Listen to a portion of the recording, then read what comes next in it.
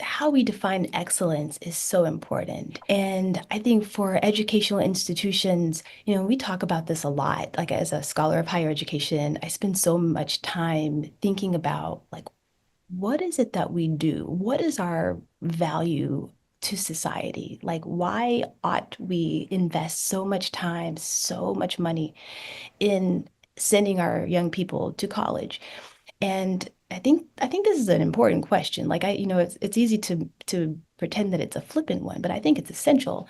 And to my mind, the best education is not one where students are taught what to think. It's of course helping students to become critical thinkers and to know how to think. And I think that's also something that was essential in the HBCU history and legacy. It was really helping young people to feel comfortable having difficult conversations and unpacking difficult topics with an eye toward problem solving. So I think that's also essential, that it wasn't just sophistry, like we're talking through these topics to talk through them. For this particular population of students, overwhelmingly Black, African American, and Black, there was a real stake in how to answer these questions about justice and citizenship and equality.